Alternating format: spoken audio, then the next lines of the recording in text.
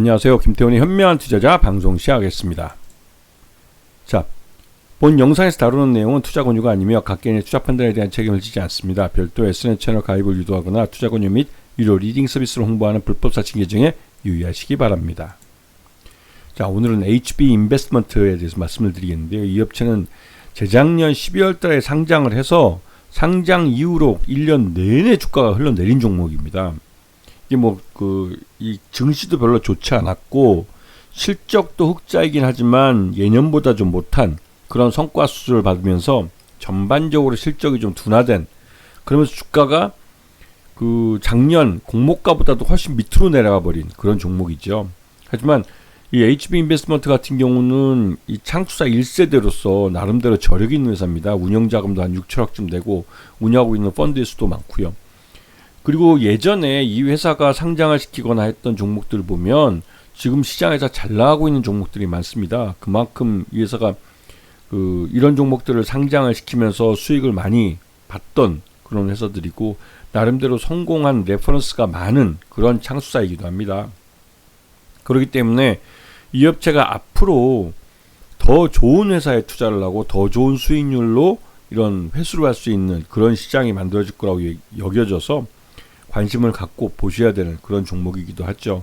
최근 들어서 이제 조기 대선이 되면서 이 청년 일자리에 대한 문제가 정책적으로 이슈가 되고 있습니다. 그러다 보니 당연히 창수사처럼 청년 일자리를 만드는 데 투자를 해주는 종목들은 이 정책 수혜주로서 관심을 가질 수밖에 없습니다. 그러다가 최근 들어서 한국은행이 기준금리를 인하하면서 이 시장 내 유동성이 좀 공급이 되고 그 유동성이 공급된 걸 갖고 신규 투자 펀드를 만드는데 예전보다 더 큰 펀드를 만들 수 있기 때문에 그런 면에서 실적이 더 좋아질 가능성이 크죠. 창수사는 이 운영하는 펀드가 또 투자 조합이 몇 개나 되느냐에 따라서 그 관리 보수를 받게 됩니다. 1년에 1% 정도의 관리 보수를 받으면 100억짜리면 1억을 받는 것이고 이게 1000억짜리면 10억을 받는 거죠. 그런 식으로 기본적인 관리 보수를 받아서 그 돈을 갖고 운영을 하는 겁니다. 그리고 이들 투자조합 중에 만기가 되면 청산을 하게 되는데 청산했을 때 목표 수익률 12%라면 예를 든다면 12%라면 12% 플러스 이 회사가 15%의 수익을 냈다면 오버되는 3%에 대해서 성과 수수료 받을 수가 있는 것이죠. 이런 면을 따져볼 때 나름대로 전체적으로 이제 이 HB 인베스트먼트는 성공한 과거 이력을 갖고 있는 창수라고 할 수가 있습니다. 그래서 지금 거기다 요번에 보시게 되면 HB 인베스트먼트 같은 경우는 처음으로 이제 상호펀드 PEF를 처음으로 이제 만들었습니다. 그래서 이제 기존에 이제 이런 벤처기업 투자만 해오던 기업체에서 상호펀드도 운영을 하는 쪽으로 이제 사업 영역을 더 넓혀가고 있죠. 그래서 지금 이런 창수사들을 볼 때 가장 중요한 게 이 보유하고 있는 투자조합이 몇 개고 또 여기서 운영하는 이런 해산일, 청산일이라고 하죠. 운용기간이 어떻게 경과가 됐고 또 실제로 이제 그렇게 돼서 이제 청산일이 언제인지, 이 청산일이라는 것은 말 그대로 이 펀드를 청산하는 날짜이기도 하면서 청산하면 주주들, 여기에 투자를 했던 LP들이나 이런 투자자들에게 배당금을 지급해 줘야 됩니다. 그리고 배당금을 지급해 주고 목표 수익률 이상을 했을 경우에는 거기에 따라서 성과 수수료를 받게 되는 것이죠. 그렇기 때문에 이런 청산되는 펀드가 많으면 많을수록 실적이 좋아질 가능성이 높아지는 겁니다. 아시겠죠? 자, 그래서 작년 실적을 놓고 보면 작년에는 이 관리 보수는 그래도 꾸준히 받아왔습니다. 하지만 이제 이 진짜로 실적을 크게 변동시키건 성과 보수인데, 성과 보수가 전체 실적 이제 수익의 한 26% 정도밖에 안 됐어요.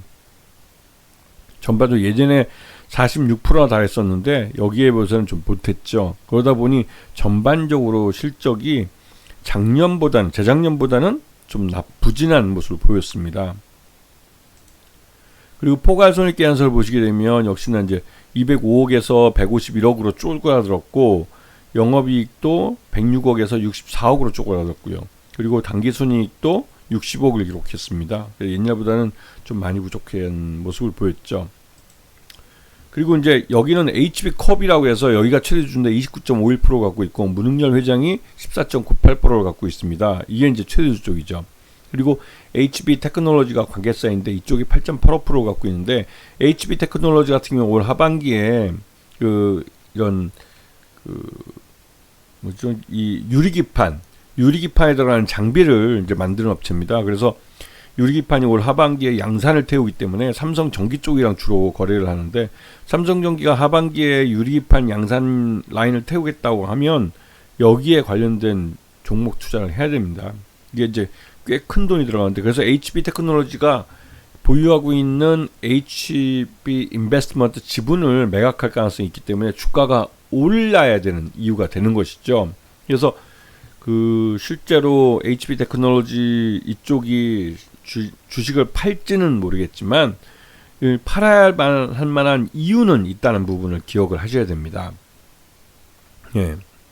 자, 그리고 이쪽은 최대 특수관계인이 56.59%이기 때문에 경영권 지분과 상관없는 부분 정도는 매각을 해도 괜찮겠죠. 네. 하지만 지금 워낙 주가가 낮기 때문에 최주의 이런 지분 변동하기에는 좀 별로 좋지 않은 그런 타이밍이기도 합니다.